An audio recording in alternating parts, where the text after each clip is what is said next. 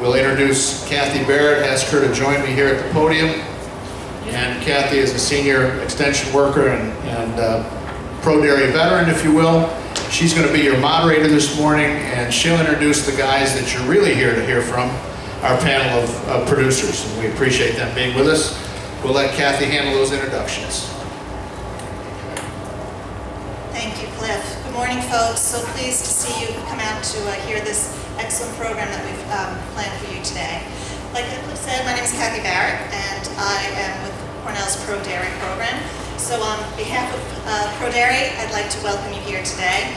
We take, these are the dairy profit seminars, and we take that charge very seriously. All of our programs, you're going to see this today, tomorrow, and Thursday, are focused on profitability for our dairy farmers. And today's program, we were kind of looking at, from a production standpoint, how some folks have used increased milk production to impact the profitability of their farms. And so we kind of got together and talked about that and thought, well, what would be the best way to be able to get that point across to folks? And we know farmers love to hear real-world experience from farmers who have been there, done that. So we kind of brainstormed some folks that we thought fit the criteria of having profitably increased their production and had done it in different ways. You'll see some commonalities across these farms, but yet each farm has kind of adapted the practices that would be best fit their situation. So I think you're going to really get a lot of good information, a lot of good insight today from these three folks. So, the way we're going to work this today, I'll introduce all of the other farmers here on our panel, and then they're going to take turns, one at a time, describing their farm and their management systems and the sort of things that they feel positively impact their production and their profitability. And at the end of each presentation, we're going to have a few minutes for questions so that you can kind of, have fresh in your mind what you've just heard, what you've just seen. And then we'll, at the end of all three presentations, if there's time, we'll have some general questions as well. So that's kind of our mode for today. So let me go ahead and introduce our excellent panel. We have right here Frank and Mark Albano, brothers who have come back to the farm, and I'm not going to say too much about each one because I don't want to steal their thunder. I want them to be able to describe their farm and what they've done. But they're brothers who've come out and have done an excellent job, and you're going to be surprised about how some of the things that they've been able to accomplish by a stepwise process. So they're going to be our first farms for today. Then Dave White is here, and he came out from Western New York, so the Albanos are from Eastern New York. Dave White is here from Western New York, and he'll be presenting information about his farm, the generational change, and how they have over time been able to impact their production as each kind of step they took during that process. And then at the end of the table there, we have Brad Almeter.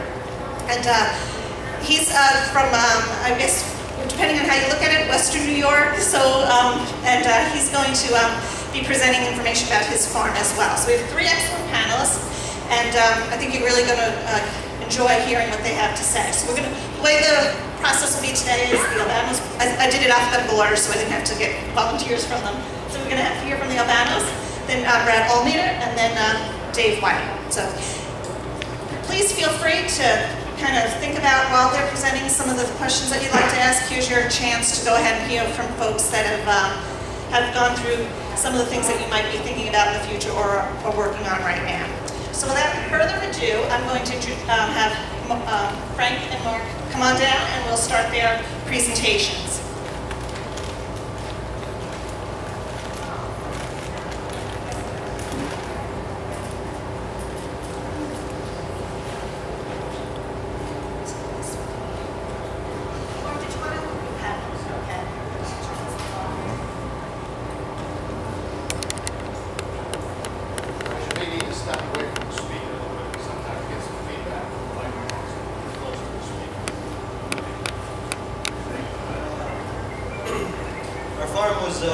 Started in 1960 by my grandfather, my father, my uncle. Had about 60 animals total, I guess, 150 acres.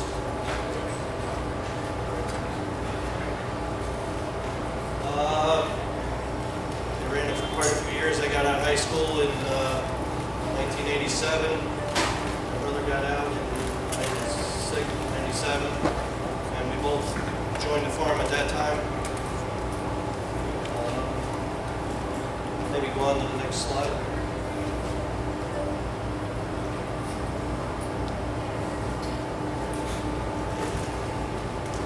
In 1998, another farm came for sale that was close to us. We bought it at an auction at that time to take on the extra debt. We had to. We were milking 70 cows at that time, and we stepped up to like 145. We acquired another 500 acres of land. Actually, the land base at 400 strong. We have about 1,000 acres altogether.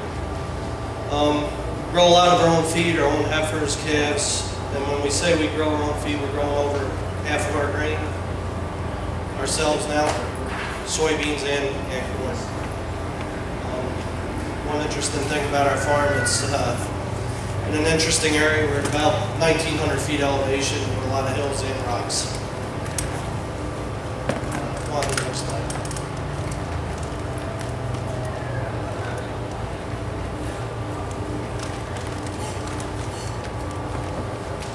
Some of the, I guess where we started out, improving milk production, figured had to get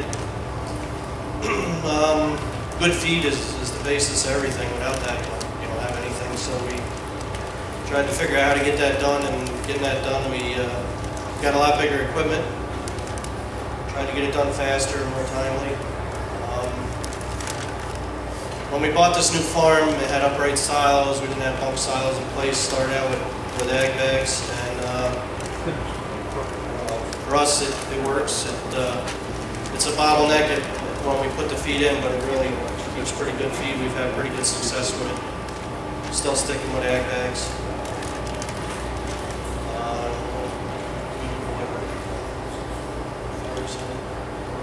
We grow our own soybeans. We have a soybean press. So we mix the pellet from the press and the feed. We do our own high moisture corn. We bag that on farm and store it in ag bags. We don't do a lot of alfalfa. It's hard to grow in our area. We do a lot of grass mixes. We try to get it as early as we can. Once again, the bigger equipment helped us with that.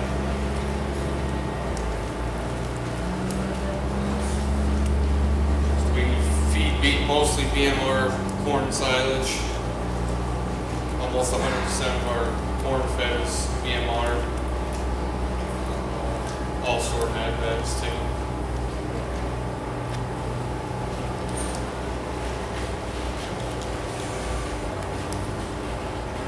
Stalls. We revamped our stalls in our tie stall barn. Started that one 3 years ago. 2010. That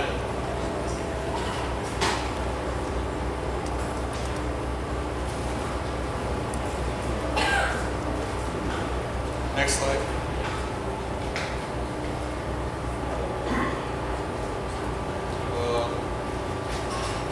To help us get our feed in quicker, we started doing custom harvesting. We started with a pull-type chopper. That grew very rapidly. We got 3 claw choppers now, so that really helps improve the efficiency of harvesting. We went to all trucks instead of wagons because we do a lot of road travel.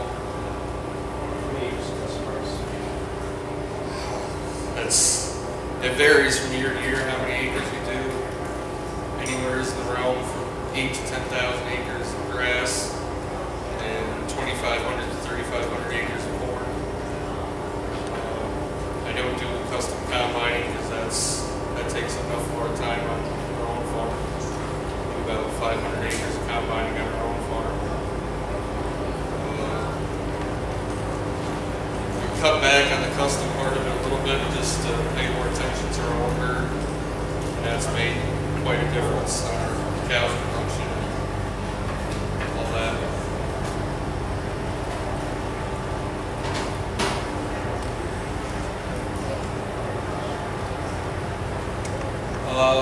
Stalls were a huge part of our cows increasing production. We started 2010. We did one row of, it's like a Canadian style tie stall. Raised the neck rail up to 48 inches. Moved all the metal that they were touching, and we seen a 6 to 8 pound increase on that row versus the rest of the barn. We studied it for about a year. So then that next winter we put the rest of the stalls in, and they just keep increasing now. When you see on here that it says redesign 25 stalls, our barn is basically a 4-row setup. So the first winter we did, like you said, 25 rows, and then the proper extension came in and did like a study, and they compared the first row to the other 75 cows in the barn, and there was definitely a 6 pound increase, and those 25 cows were eating 500 pounds more feed a day over the other 75 cows. It was just, they were more comfortable. You didn't have bunches on the neck from the lower neck rail. They didn't bruise up their knees and stuff from getting up. We raised the manger up 6 inches roughly, and that seemed to make quite a difference. Just not having to push feet up because they're not reaching for it and stuff. So it made them more comfortable. They ate more. Around 48 inches. It's about 12 inches higher than it was originally, and we don't have the post in the back of the stall anymore when they lay down where they would hit the things on and stuff. So we raised the curb up and everything. So in front of them it's basically open. They have a longer neck chain. Sometimes they pass through it, but they don't get pinched or stuck anymore. You just don't look and walk back around, look back up.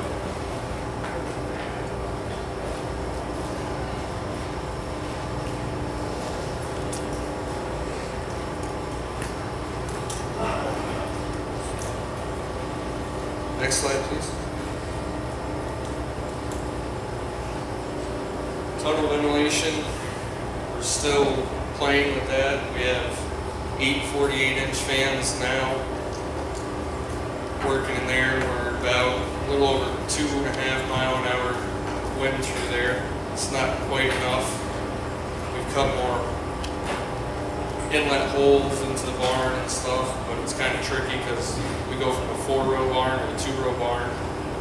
So where the 2 rows are, there's like a dead spot that we're trying to figure out in there, but that definitely made an impact on production in the summer months. Pretty much almost run at least 2 fans year round in there. If the water's not froze, we're happy in there. We keep it in the wintertime just above freezing, and I've had a lot of comments about that. The cows really, they take to it pretty good when it's cold. Water buckets, we switched to high flow valves, bigger bowls. Just, they got to get the water quick. You don't want them sitting there playing in it, slopping around all day. It makes the feed a mess. It's all the little things that you got to do to get that little bit of extra out when they work together. I mean, you can put the new stalls in, but if you don't get the good feed and get the water quick to them, it's not going to work as well.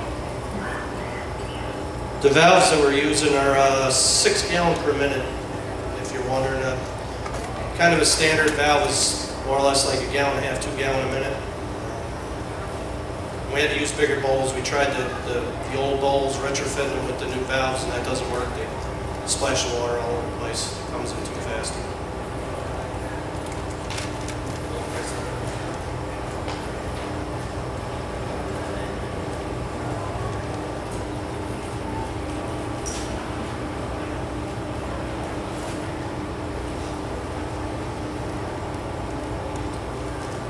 So when we bought this new farm, it was about, in the summertime it's 3 miles away, in the wintertime it's 6 miles away. Because of a seasonal road. But so we used our old tie stall barn to house our dry cows for I don't know, 12, 13 years. Made it do. Probably wasted a lot of money. New, we always had a problem with our dry cows where they were housed, trying to keep an eye on them, trying to calve them out and stuff. So 2 years ago we built a new dry cow facility.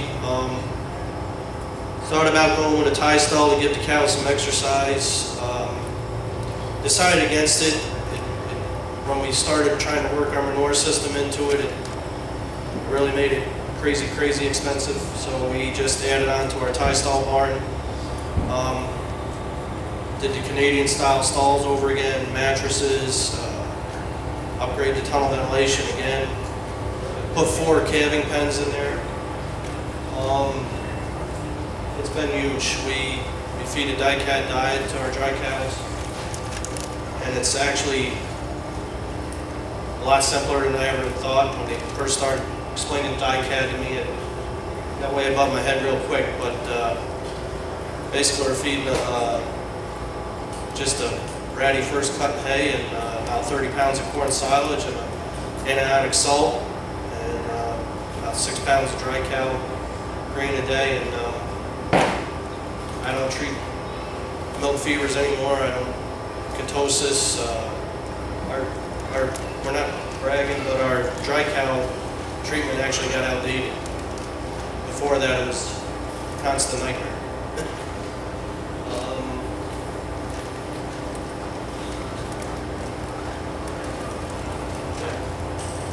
That's about it. We always had a struggle in our barn. There were 143 stalls to milk in. We could do real good up till the time we hit about 120 cows in there, and then our barn, I think a barn almost kind of feels where you run good at, and when we started getting above 120 cows, we'd start going backwards. Get down to 110, we'd start moving forward. Now with the dry cow barn, we're at 143 cows milking all the time, and now when a heifer freshens, somebody has to go. We're out of room, we can't fit anymore. We've milked like 150, but that's a whole other deal. We never could do that before. Now I have to keep our cull rate in the mid-30s because we're actually having, we have over 40% heifers coming in, so we just don't have any room. It's not, we're not losing cows for their fault. We have to get rid of cows now, so that's been a huge change.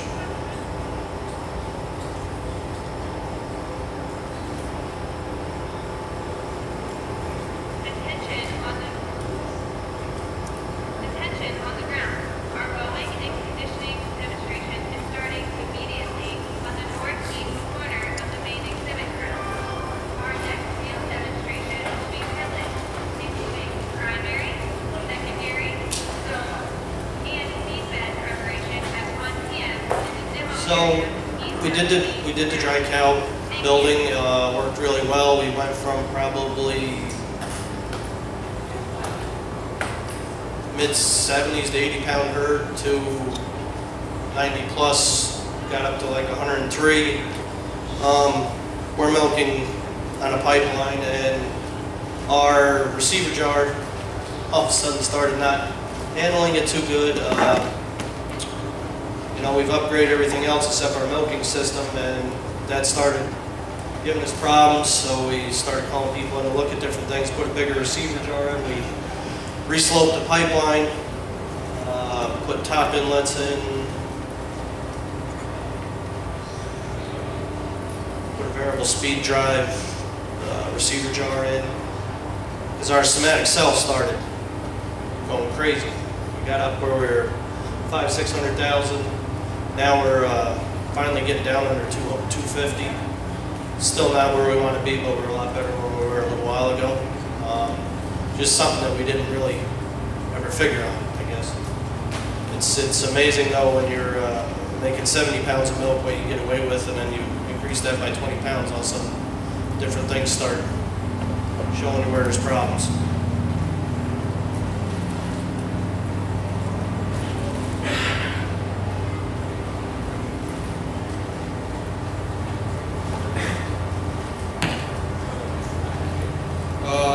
Back in February, we switched to 3 times a day milking, or hanging around 80–85 pounds before we got 3X milking going.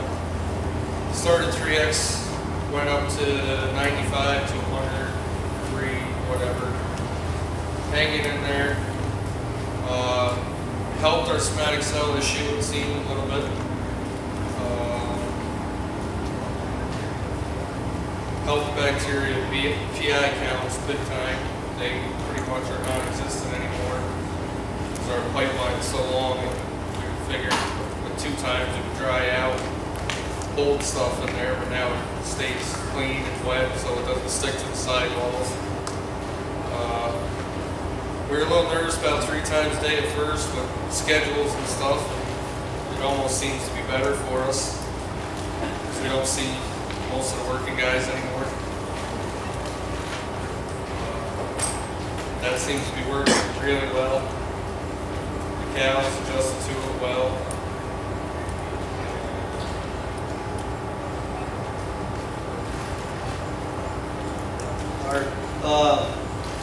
Our barns, now there's 175 in there. They don't go out to check it for heat at all, so they're in that barn all the time. We trim and feed every 4 weeks, try and get about 35 cows done every 4 weeks. So heat detection is a real issue for us. So we went on 100% pre-sink, off-sink 2-3 years ago. There's a lot more to it when they say, oh, you just give this shot that day and the other shot the next day, and you get the cow and you're on your way. You really have to hone in on that real well, and we're still working on that. But I'm really happy with it. We've got a 23% pregnancy rate. We keep working on it. But it's a huge improvement over where we were not that long ago. We got down into where we were like a 13% pregnancy rate, and we used to run 200 days of milk and 190 all the time. Now we between 150 and 170. Got a lot more calves. My wife does all our calf feeding, and that's starting to be a challenge now because of the increase in numbers. We're running out of room. Talked about maybe culling some calves before we raise them. We used to raise everything. Now we might have to do something different.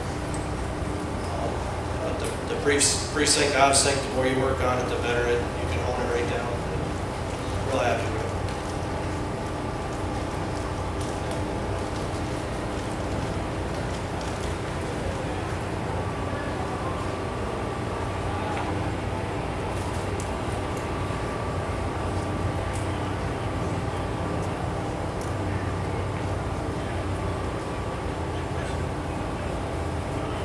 Like he said, with our calf program now, his wife takes care of him. She has almost 0%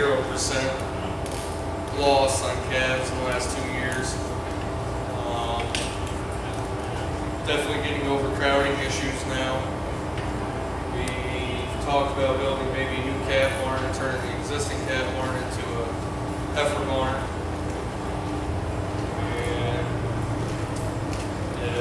Near future, we're probably going to build a whole new milking facility or convert our tie stall barn to a parlor and put a freestall at the end of it. Just because our numbers are getting out of hand and the tie stall is pretty labor intensive. We feel that we think we could ship twice as much milk maybe with the same amount of labor as we have now if we take that step. When we talk about accelerated calf program, my wife, I think she's feeding about twice as much powder as what's recommended, but and we're probably in the $3.5 a day per calf, what it's cost us to raise a wet calf. But we're breeding these animals probably 2-3 months sooner now, so we're spending a little more in the beginning, but we're getting a lot better outcome at the end. 3 to 4 pounds heavier breeding each than we used to be. And one thing that this might sound, I don't know, either pretty simple or never thought of it, but when she started religiously washing calf pails, we treat calves, it just, I don't know, we used to not think about that, I guess, but when we started washing calf pails religiously and drying them, it just solved a whole lot of problems. It was kind of a simple fix, but we always overlooked it. I don't know what the deal was.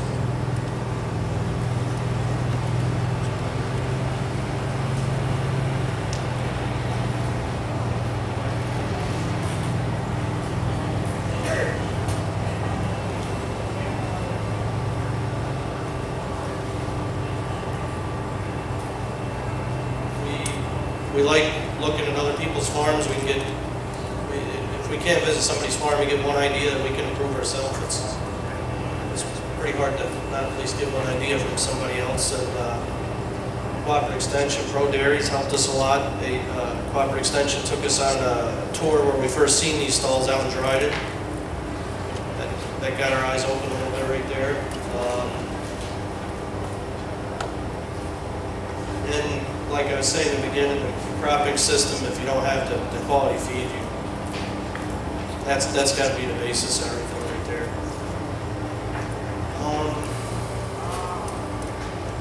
That's about it, I guess. We're not sure. We're contemplating maybe either a bigger low-cost parlor. We're looking at robots. We don't know where we're going to end up with that. I don't know, robots. I'm not sure. Get out and see other places. You don't have to use their ideas 100%, but you can fabricate and modify them. When we redid our stalls, there's 130 of them that are ones you could buy through anybody here. But there was 43 that we put in 12 years earlier that are still in pretty good shape. He's a pretty good welder and fabricator, so he just took that stall and changed it so it matched what we had with the stalls that we were buying here, and that seemed to work pretty well. Saved a lot of work, saved a lot of money. Thanks very much, guys. Excellent job. I don't know if you caught it, but you know, they talked about there were 70 pounds of milk, 84, 95, and the last time that I was at the farm, they were around about 101. So you can see it's been a progression of increasing that production. It didn't happen overnight, did it in, you know, over years, but looked at where they could improve first. And both of them said forage quality was the key for them, so they attacked that first. Got themselves in a good situation so that they could have a nutrition program that really impacted the cows. Then looked at cow comfort, stall design, looked for the next area that was, you know, during all this process then, the farm's profitability allowed it to then be able to say, okay, now where else can we improve so that we can continue this progression? Looked at dry cows, you know, and then interestingly, the dry cow program was had such an impact that they then had to look at their milking system. You know, and then, okay, so now we have a milking system that we need to adjust a bit. We can go to 3 times a day milking, and then during this process again, looking at reproduction, calves. So you know, you kind of see. I felt like it was when I was listening to them that you know, this was the type of a practical way that you could go about improving the farm without making huge changes all at once. You know, stepping off and putting up a new facility, or you know, doing something drastic along those lines, but yet having the planning process and the foresight to be able to say, okay, if we do this, then maybe we'll be able to do this, and you know, moving that right along. So anyway, great job, excellent farm. We really appreciate it. I'm interested to know if anybody had some questions that they'd like to ask the other analysts while they're here. Go ahead. I'm going to give you the mic so that everybody can hear the question. Okay. All right. We know you put a soybean press in. You didn't mention it at all. I'm curious to whether the time factor of that, if you do it again, if it's you know, what would you do with that press, and how is that working in your operation? It's working real good. This is our second year now with it, and would I do it again? It's paying back the way we thought it would. We thought about a 5-year payback. We're on track with that. One issue that I see is we're about 215 acres of soybeans this year. As the herd grows, I don't know if we're going to be able to. We're hoping to increase yields enough on the soybeans that we cut the acres back eventually. Kind of new at it. We've only grown soybeans about 6 years. They were never grown in our area before. But I see as the herd grows, we might have to take some of that out to grow more forage. That's obviously our piece. And we're in a unique situation where we are. We have so much land to use that soybeans fit for now. But in the future, I don't know if that's going to be a big part of our thing or not. We did build, when we put the press in, we added a couple things where we could expand the capacity twice as much. If we could get that figured out someday. We spent a little bit extra on it with automation. Works real good, been trouble-free.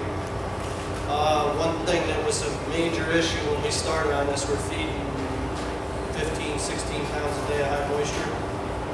Then we got, so we're feeding 5 pounds of soy a day. When you do that, it takes our grain ration that we're used to feeding, we used to feed upwards 30 pounds of cow a day. It concentrates that so much that the minerals, we're feeding a pellet, so it's hard to pelletize that grain, that high mineral content.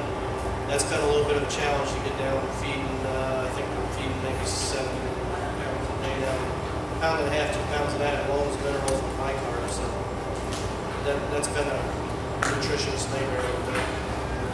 We're working through it. There might have been better ways to spend our money maybe now. We have time for one more question before we have our next farmer to present. Who was, oh, okay, hold on. I think I didn't walk all the way over there. Hi, I was just wondering how your calves are housed. And is your wife here to talk with about that? My wife's at home taking care of kids. But so we're in the New York City watershed, and 8 years ago they approached us about helping us out with the calf facility. So they paid for everything in our calf system that's up to 3 months old. We paid for everything from 3 months old to breeding age. So they're in a coverall building that's 50 by 240, and they're in individual wire pens. They're probably 4 foot by 8 foot. Pail holder on the front. Looking back, there's a couple things I'd do different if we redid it again, but it works pretty well. We put her in a heated room 2 years ago, so she can get in there, turn the radio on, wash her pails, and that's helped a lot. Pretty cold in that morning. Thanks very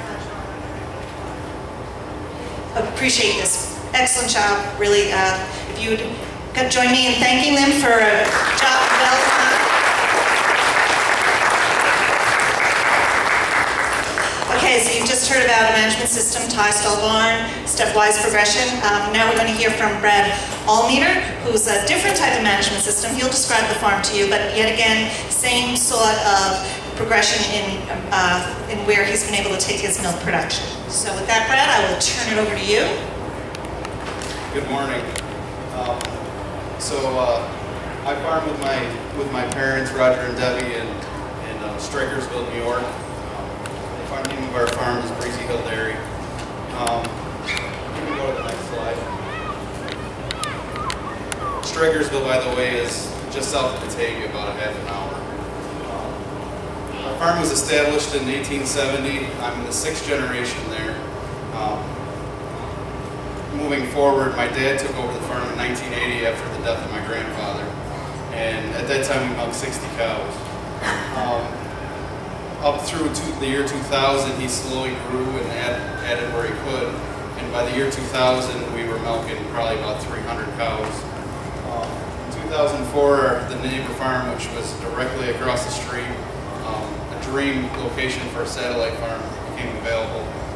They retired, and we took the opportunity. It's presented some challenges. We have 2 parlors. We have 2 of everything. But over the years, we've been able to consolidate and manage it all as one dairy. And although we have 2 parlors, we figured out how to make it work really well. Today, we're milking 930 cows. Our heifers, we raised our calves through weaning, and we send them off to be raised, getting them back 6 weeks before calving. Currently on the farm, we're farming 2,000 acres. We're pretty self-sufficient. We put in a grain dryer a couple of years ago, and we grow all of our own dry corn needs. We're doing some soybeans. We're doing wheat. We use the straw for our big straw dye for our transition animals. The grain portion we sell, and we're also selling some hay. Just a couple other little quick facts or points about our farm. We've started zone tillage back in mid-90s, pretty early on. Hay and day back in '04, and we've been injecting manure since 2000. You can go to the next slide.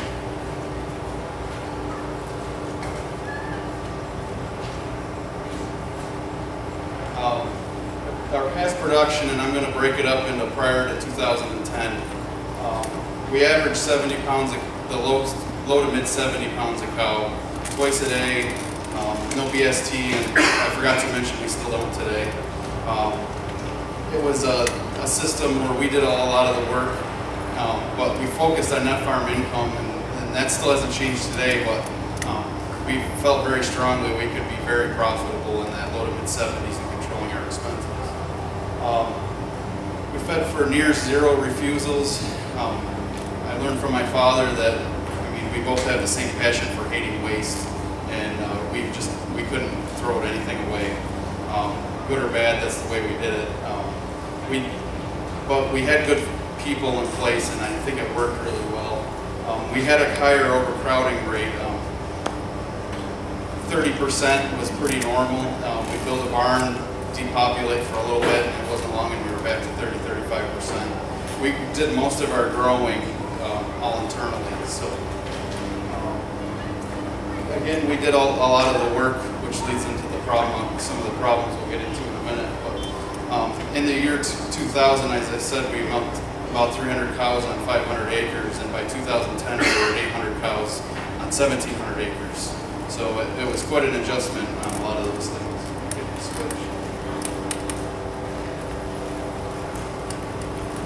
Today's production, we're averaging 87 pounds. Still no BST, as I said. Just under 6 pounds of components. We have hit 6 a few times, but this is pretty much where we average for the year.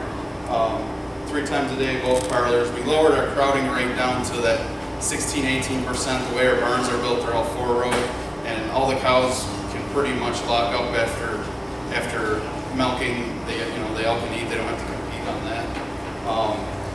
We increased our feed refusal rate a lot on our high groups and our fresh groups and our transition groups. We refeed them all to one particular low group, and that way our high cows always have plenty to eat whenever they want. And then some big changes we made is going into hay to day and BMR silage. I'll get into that in a few minutes. Go to the next slide.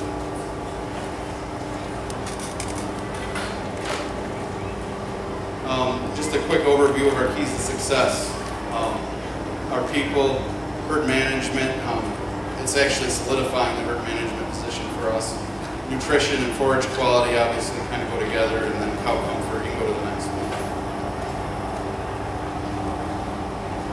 Our people, let's face it, especially with a farm our size, without all the amazing people that help us make us who we are, we wouldn't be here today.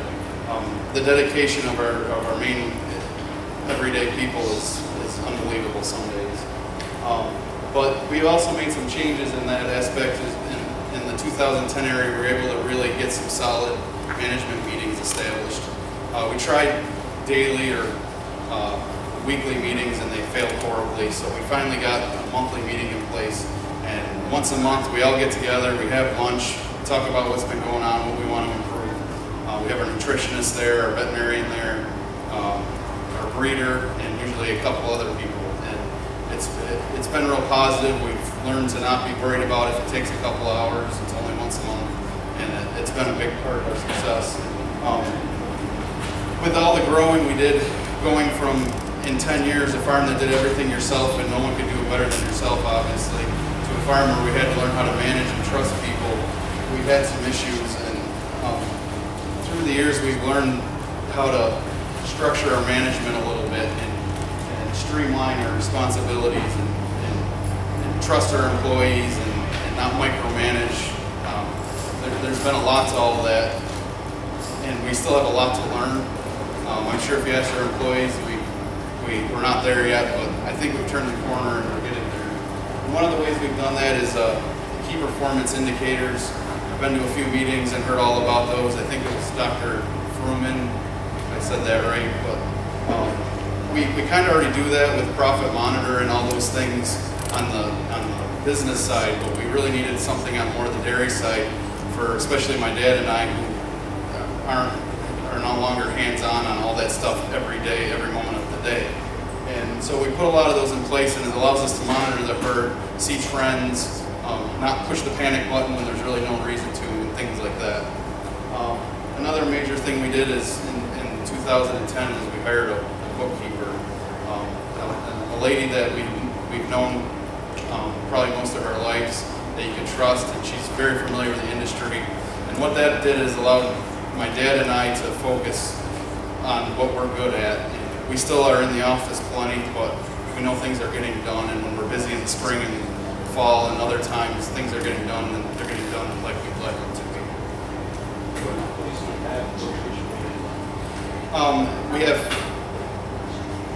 the question was how many employees do we have and where do we get our labor from? We have 15 full-time employees, there every day type of employees. And then we also have probably 15 retired, part-time, help us after work type of employees that help when we're real busy, that I don't know how we do without them as well. Of the 15 employees, we have 7 Hispanic workers that are our milking force. And everybody else is pretty well local. So did I go through the, yeah, so anyway, moving on, next slide, I guess.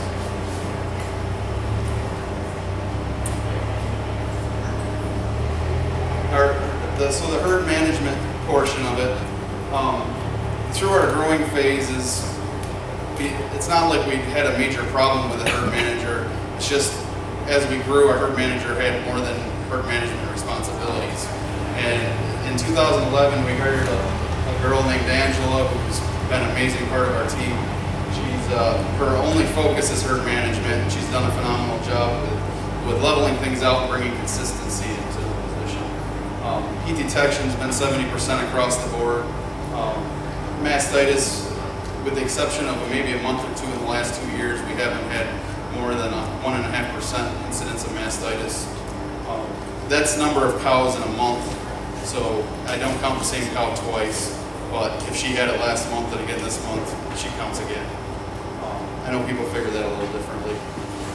Somatic cell count hasn't been over 100,000 in 3 years with the exception of a month. Low metabolic issues. We've really been focusing this year on lowering our below 60 days in milk call rate. And she's done a great job at that. We've cut our rate in half. So she also manages the milking crew. You can go to the next slide. She's really helped in the milking crew, evening that out. We haven't really had turnover in that in about 2 years. So it's been great. The nutrition portion. Back in 2010, we hired Dr. John Kemp, who's also a veterinarian in Attica, and he does. I think he really likes doing nutrition too. When we hired him, I was honestly a little bit hesitant, but we did, and he's been a great addition to our farm. I can't say enough about him. And he has a lot of the same philosophies as we do, which is basic rations, not getting crazy with all these additives to band-aid our problems. And that's coupled with us improving our management on things and not giving him junk to start with too. He puts in a summer ration, which he just makes a few minor changes, but we've been able to keep the feed on the cows very solid through the summer. And sorry, I lost my train of thought. The breeding has been very consistent through the summer months since he's been doing that. That probably has a little to do with having a good herd manager watching, but he has the same philosophy as we do. Sound cows, great forage, good feed leads to excellent milk production, and since we've kind of put all that team together, it's really come full circle for us. Matt is our feeder. Matt's one of those guys that he's 1 in a million. I can't say enough about the guy. He's a machine when it comes to feeding cows, and he's very unhappy if he can't be consistent. When the weather changes or something like that, it kind of messes with the schedule, but he's able to do things more consistent than anybody I've ever met. Along with that, and 2010, we switched from a reel to a vertical mixer. And with Matt keeping good tracks of our intakes, we were able to really watch when we had the right mixer, and our intakes took a huge jump. You can go to the next slide.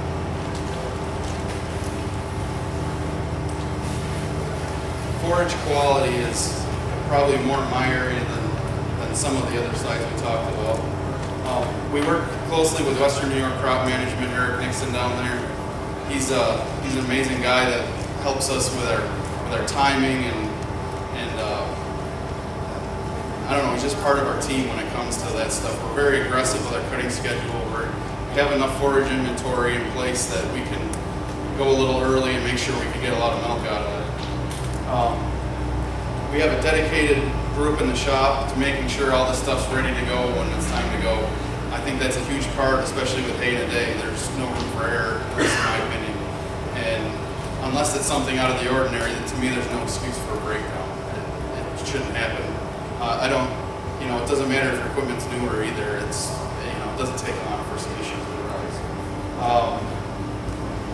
Hay in a day is something that's, like I said, we started in 2004 kind of by accident. It was a horribly wet summer, kind of like this. We're right off of Lake Erie.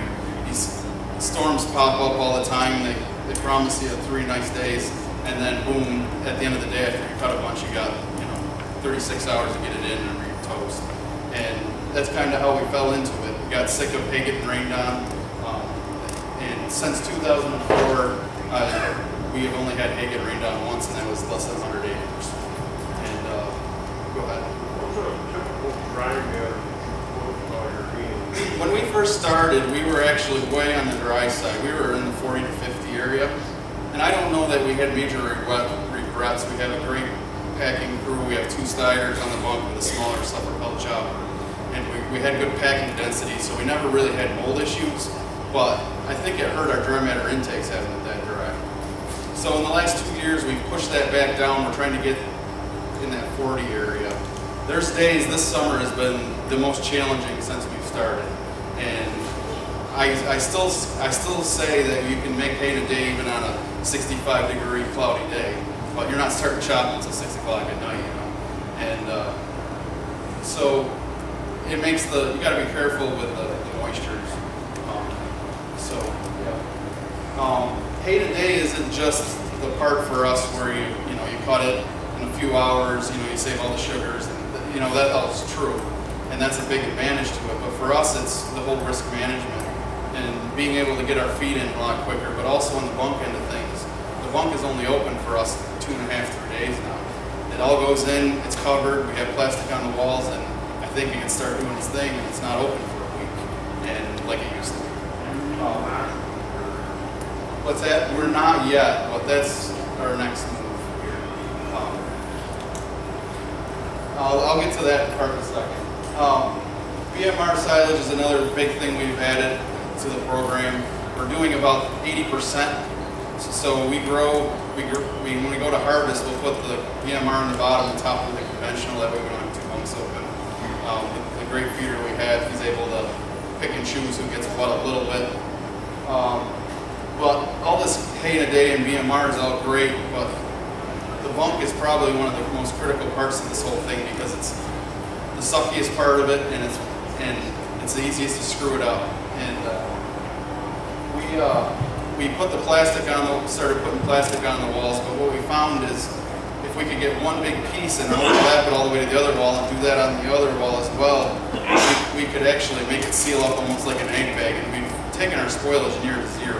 We've been doing a lot of work to answer your question with that, and we've had such great improvements, we just kind of kept holding off on oxygen barrier, but we're ready to take that next step with that, because I think we can still see some improvement.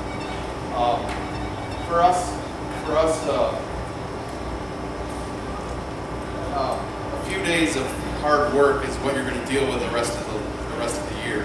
With the bunk, another thing on bunk management I forgot about, we resized all of our bunks so that they hold for corn silage, they hold 6 months per bunk.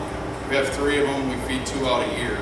And we've really found that that's helped with our whole management plan because we're not putting feed on top of feed, and that's what we did for years, and we finally got sick of it, and it's been a huge blessing to be able to do We can go to the next slide, I guess.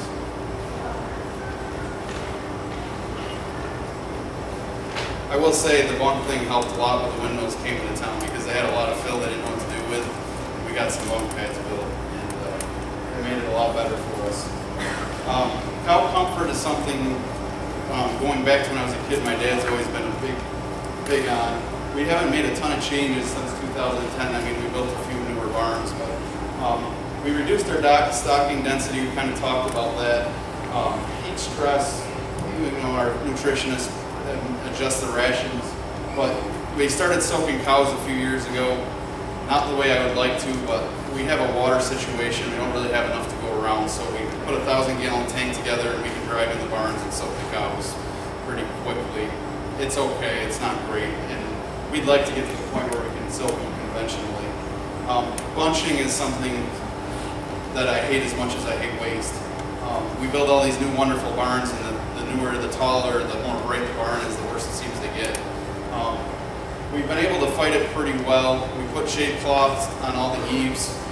Just hangs there, put sheet metal screws in it. It's real easy. We leave it up all year round. It doesn't bother anything. It actually helps with the weather when the storms come in and you don't have to fight the curtains so bad. But it's something that we hate. I still despise it because even though we figured out how to make it better, I don't. It's not a good enough answer, but I don't totally understand why they do it. The only thing we can figure is they like it dark when they're stressed a little bit.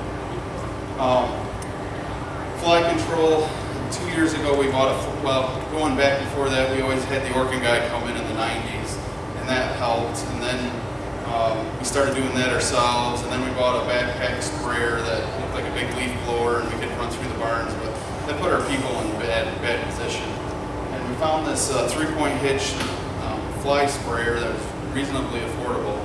You can drive down the center of the barn when the cows are in the parlor, and you can plaster that whole barn with whatever you want in literally a minute and a half. And we found that to be really helpful. We can get around the outsides of the buildings and do the lawns and stuff. We find them perching in there a lot, and it seems to help. And I was hoping it was going to be a cure to the bunching thing, and it really hasn't been a cure. The bottom line of everything in summary for us is take care of the cows and production will follow. It's pretty basic and simple. So I guess with that said, I'm done.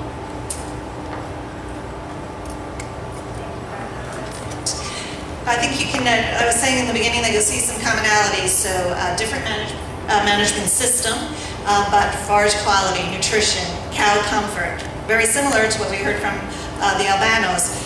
Yet, when Brad started out, the first thing he said was people. Managing people with the operation his size was critical to making sure that those other aspects that need to line up, did line up and were in place. So, excellent job, Brad. Really appreciate it. Do we have any questions for Brad while he's here? Let me get the mic to you, please. It's kind of a pointed question, but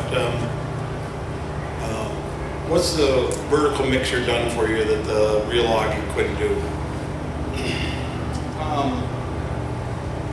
We thought when we had a reel, we managed it as well as anybody. We had a limit on how many pounds was allowed to go in it.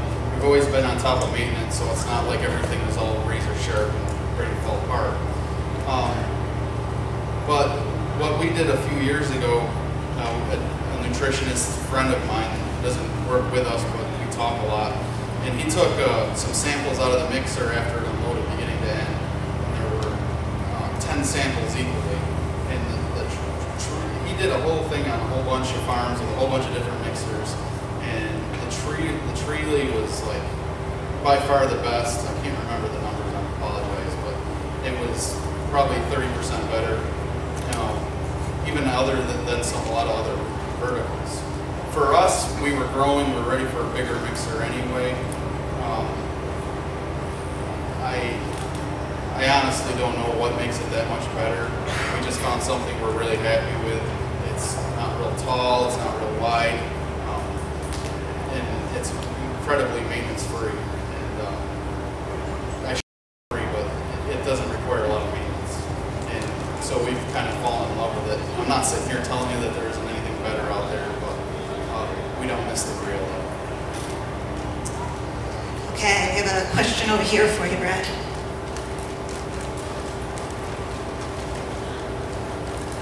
What refusal rate are you feeding for now? It's still probably low in the industry standard, but I mean our high groups are probably in that 10% area. But it all gets scooped up, gets reloaded in the mixer, and mixed in with our low group ration, refed every day. So it's almost, we don't really pay too much attention on percentage. We just like to see that there's no tile show. It's kind of what we go by. Just once a day. Start at 4 in the morning and he's done by late. Pushing up feed, I'd like to see it a little more than it is. In the early parts of the day, there's so much feed there with once a day feeding, we don't worry about it. And then the guys that are in the afternoon and the evening are supposed to do it every hour. It gets done at least every other hour.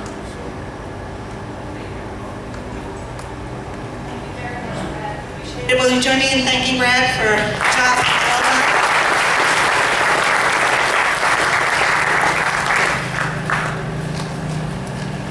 So next we have David White, who's come from way west New York to speak with us today. Again, a little different management type of systems, but listen for some of the commonalities. And again, if you have some questions while he's speaking, feel free to raise your hand, and we'll get the mic to you so that we can hear the question and know how the answer pertains. Okay, thank you, Kathy. I'm a little older than these guys, so I need a few notes. But if you could go back to the very first picture.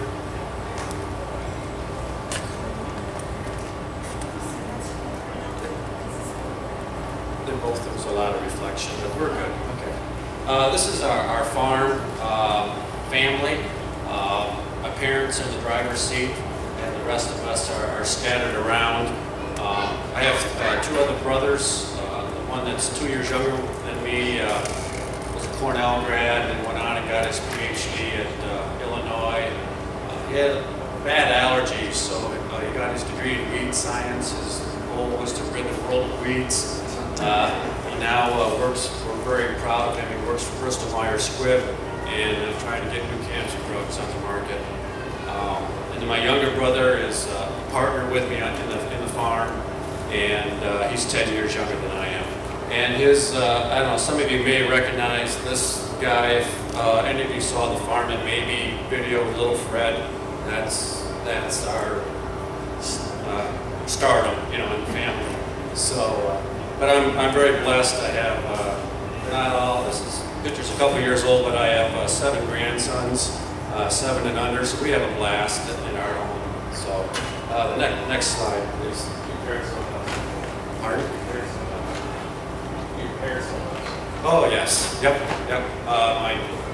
I'll get into that in a minute, but my mom has, she's into daylilies, and she keeps the farmstead immaculate. There's gardens all over, so if anybody wants any, she has them for sale. My dad purchased the farm in 1958, and the name, people often ask about the name Cabot, and it's short for Cabbage Hill. He grew up right on the Pennsylvania border. I have Pennsylvania 2 miles to the south and 2 miles to the west of me, so we're down in the very corner of the state.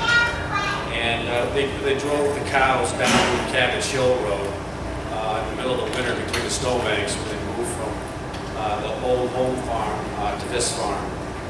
People thought he was crazy at that time for spending $50,000 on a 250-acre dairy.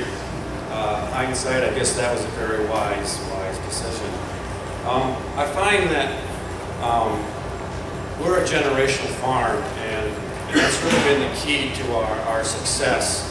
And I find that it's good to oftentimes look back as to where you've come from, because I'm getting to be the older generation now, but you kind of forget about the changes that you've made over the years. And when you look at the younger generation, the changes they want to make, but you got to remember that my father did the same thing, just at a different level. And so I find that when we look back and reflect, it's just been a good thing for our family.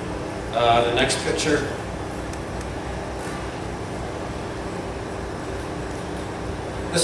The next picture just shows some of the changes that have gone on. We added on, I think in 1991, to our tie stall barn, and we had 105 stalls in that. it's basically my father and I at the time. My younger brother was just getting out of high school, college. He had 2 years at Elford State. And he was just coming back into the farm at that time. The next slide.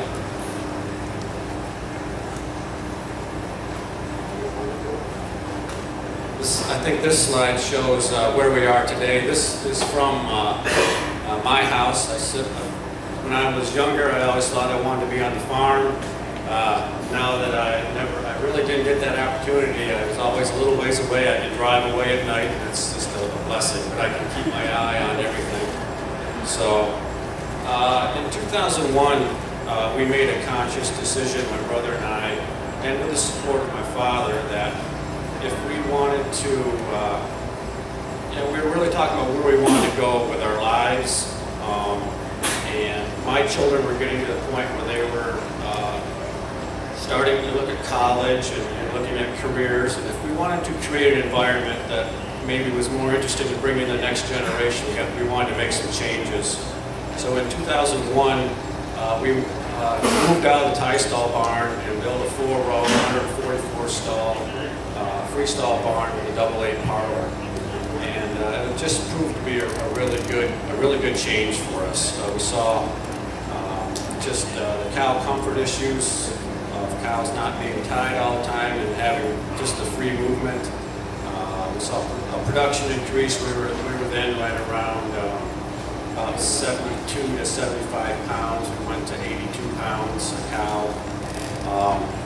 So that was just a really good thing. But we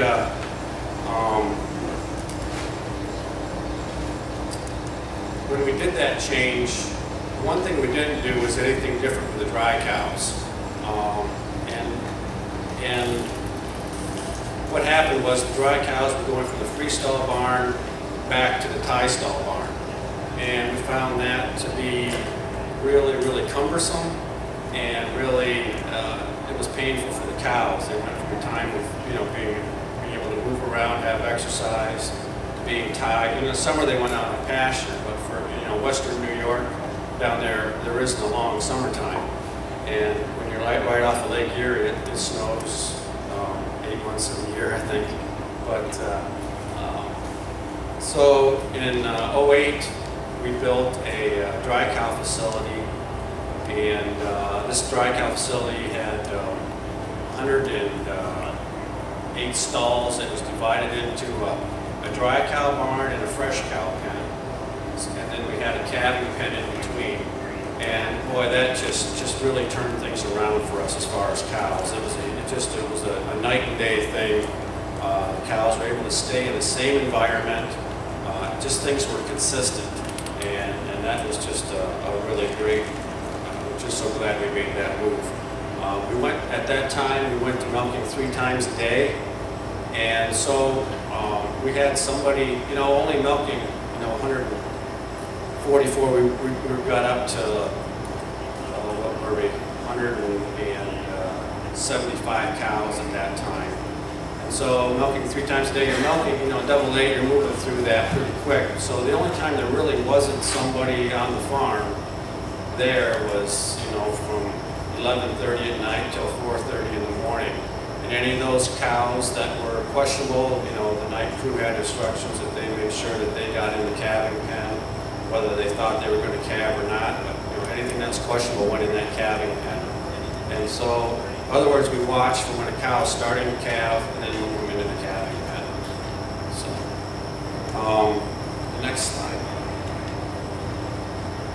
These are kind of our stats right now, where we're at. It's nice to have staff that a wise person once told me, do not be wise to your own opinion. And so we've tried to kind of follow that. But the real keys here are, is profitability, standard of living, and be able to compete with other job markets. We want to create an environment that the next generation wants to come back to. And in doing that, we got to be able to compete with time off, with that was the one great thing with 3X. My brother's kids were just starting to get involved in sports and so forth at that time. Well, we're done milking it at 3:30, 4 o'clock in the afternoon, and it really, he got the benefit of it, I didn't, but you know, he's able to get to all of his children's sporting events, you know, unless there's something, you know, major going on other than getting chores done. So it's freed him up to really to be able to take advantage of that and have that quality family time that's needed. Next slide.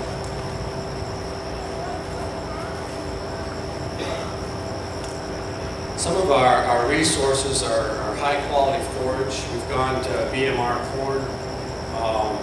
I put it in the corn planter that way. We have a 4-row planter. I put 3 rows of BMR, 1 row of conventional. Our nutritionists, you know, told me that really to get the real benefits of BMR, they got to have 75% of it in their diet. So that's what we've done. I guess maybe I'm just a little tight on the price of a bag of corn. I don't know, but you know. We've gone to a few more acres now where we're 100% BMR in those fields, but most of it is still at 75%. We're really blessed. Most of our ground is a gravelly loam, so we're able to really get really good yields. It's been probably one of the keys to our being able to have as many cows on as few acres as we do. All of our cropland is less than 2 miles from the farm. I mean, really, a majority of it, probably about 350 of it, is all connected by the dirt road behind the farm. You know, it's all right there, and that's allowed us to, you know, to stay off the roads. The only time really we get on the road is when we go up to the home farm where my dad grew up.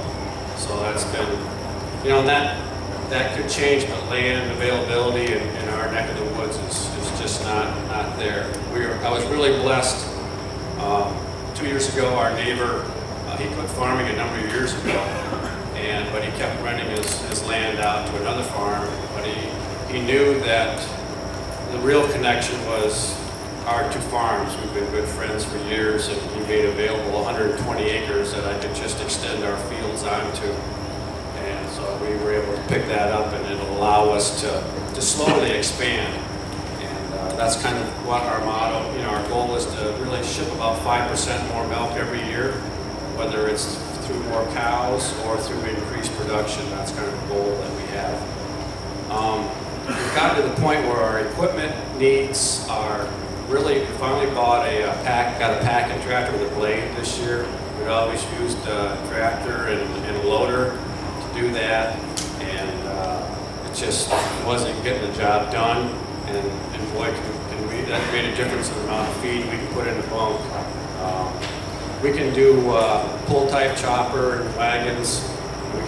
We've done each of our cuttings in 3 days this year, and so we really go at it hard. My dad's 79 years old, and he just loves to mow hay. We put him on the tractor and just goes all day, and you know, and if he's happy, I'm happy, and really that's true, because he's been a real key to the success of this business, and we want to keep him involved in it. Just part of the farm, the way that the farm business is set up, he just went out of the partnership this January, so we've been going through that transition, and if we can keep him active and busy, that really has helped that go well. Next slide.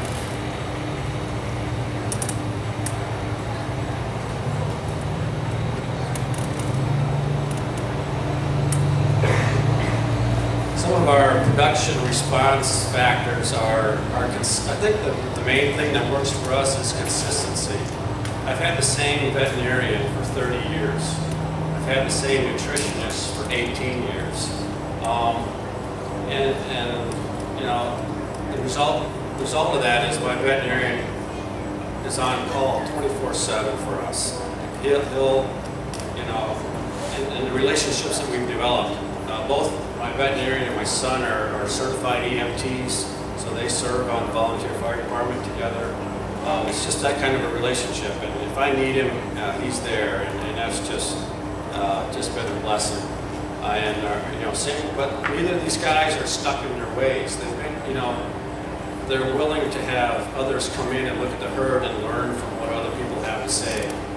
They know when our vet does preg checks every 2 weeks, when he goes through the herd, he knows, where is, this cow's not here this time, what happened to her or whatever. So, these guys are observant, they know us, they know our goals, and so I think that's been a real key.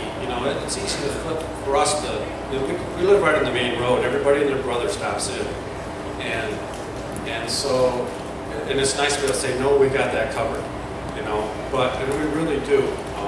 It would be easy to flip-flop around, but we found consistency for us is a real key. And then same with cow management is the consistency factors. We feed at exactly the same time, or we start milking at the same time. The ration is consistent. My brother Doug is we were talking about consistency in the bunk. I tell you, he is precise. We don't have a defacer, but people that come to the farm say we must. But he just uses the bucket, and it's immaculate. Does just a wonderful job. And he is the stickler on cutting times for our forage. I'd like to see a little bit more tons out in the field. He says no more cutting. And so I go with. I go with what he says because that's what's making the milk. So I have to give him a lot of credit for that.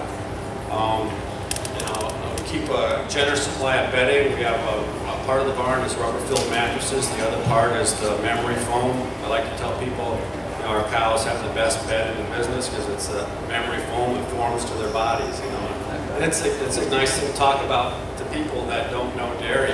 Just how important keeping cows comfortable is. And we don't overcrowd. We've never been in a position where we needed to. We've just been in a slow growth. And we overbuilt the barn. We rebuilt it. We didn't go out and buy a bunch of cows in. And so we've been able to just slowly grow. In 2012, we put an addition onto the 144 stalls, so it's at 208 stalls now. And so, but we didn't buy cows to fill it. And fortunately, and we have that because we have too many heifers now. As you go through the growth process on any dairy, you have to do some give and take, and we're finding now that through this winter, the heifers, the bred heifers were in the dry cow pen, the dry cows were in the fresh cow pen, fresh cows went right out in the milking group. And it has not been a fun time for us this winter. But we're in the process right now of building a heifer barn, and that'll have 197 stalls in it. And so we'll be able to transition things back to where they were, and then hopefully get things back on track, be able to keep a better eye on our fresh cows.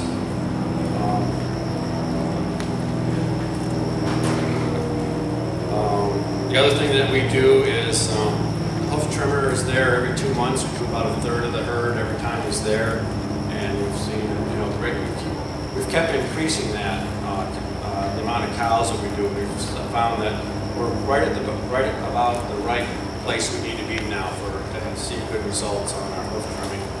And one thing we've tried with the bunching of cows is we've gone to a boron insecticide this year, and once a month. And so far we have not had any grouping of cows out in the freestall barn.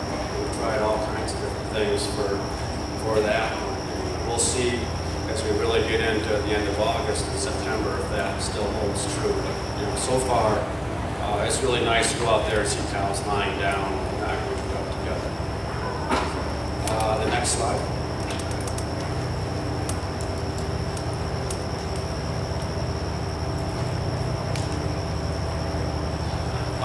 Teamwork, that's just myself, my veterinarian, my son, and my brother. But we've used the dairy profit teams a couple of different times. And right now we're using one just to look at our heifer and calf growing operation, how we do that. And I've really found that best time to use a dairy profit team is when those rare times when milk prices are good, because that's when you want to be able to make changes. You want to, if you have some funds available, you want to be able to spend that money in the best place possible. From our experience, you go, when prices tank like in 2008, you go into survival mode. You're not thinking about, working, what are we going to do to increase profitability? You're just in survival mode. And so in times like this, I find that that's the best time to use a dairy profit team, is when you can make a wise decision instead of one that's based on, a gut thing at the time. So we found the dairy profit teams to work very well, and they force us to sit down as a group and have conversation, which, we say we do, after milking we'll gather in the office for a minute, but this is a lot more organized, a lot more, get a lot better results from that. Next slide, please.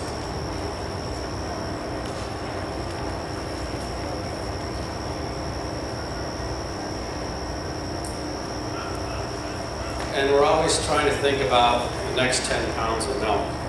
And I guess that's why we're looking right now at our calf and heifer barn. The old tie stall barn that we did where we did the renovation in 1991 and put the single-story tie stall on, we've gutted that, and that's going to be our new calf barn. Presently, they're raised in elevated stalls, and with the animal rights people and stuff, those just aren't the right thing to be having anymore. It's been great when you have.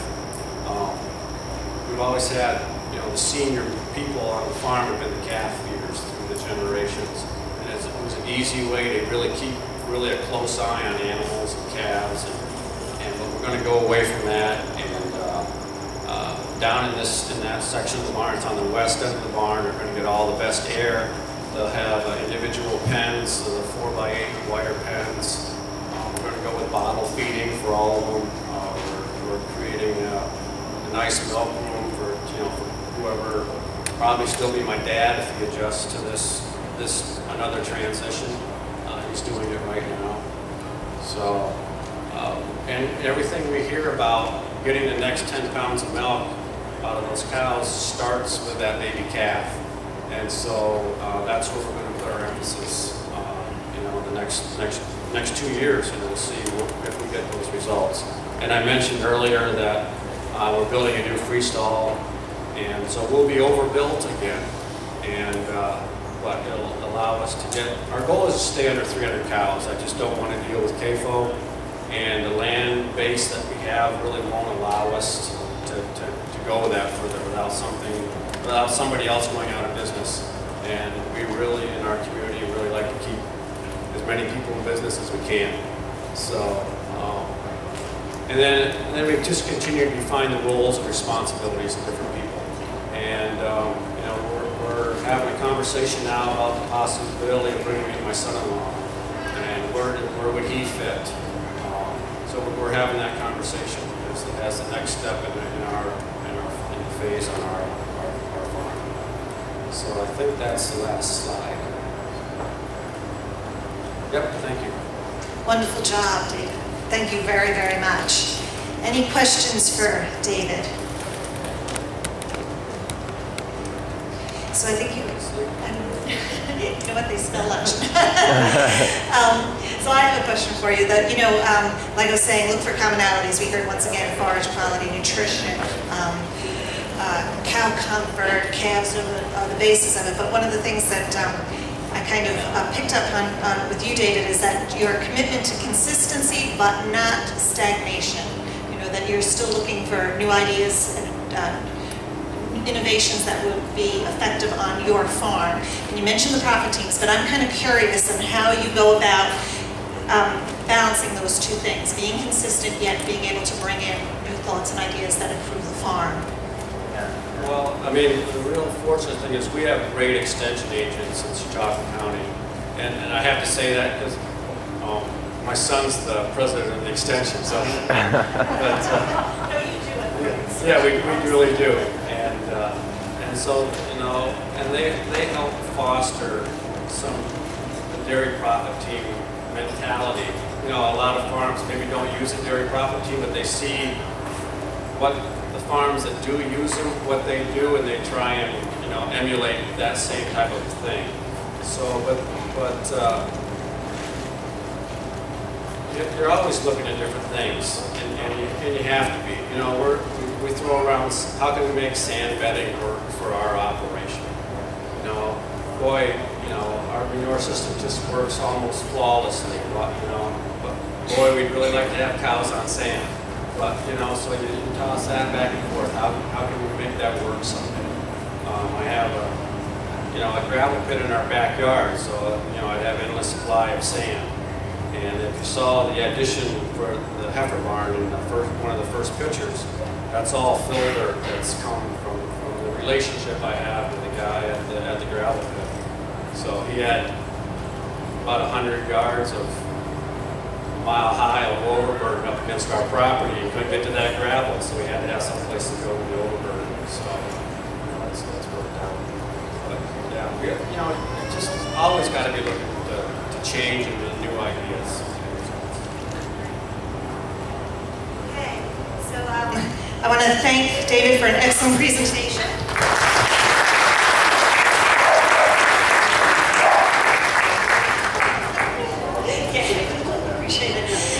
Once again, I want to thank all 4 of our presenters. There's 3 farms representing different type of management systems from different parts of the state.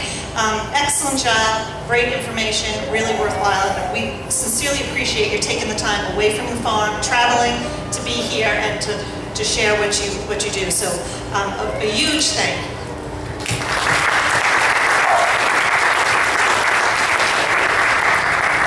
Okay, and with that, hopefully our panelists will be around and I hope get some lunch. And so if you'd like to talk to them maybe more in one-on-one, please do that. And Joel, do you have some more? Do you have a couple announcements you need to make? Okay, so let me hand this back to Joel. Thanks very much, folks, for coming.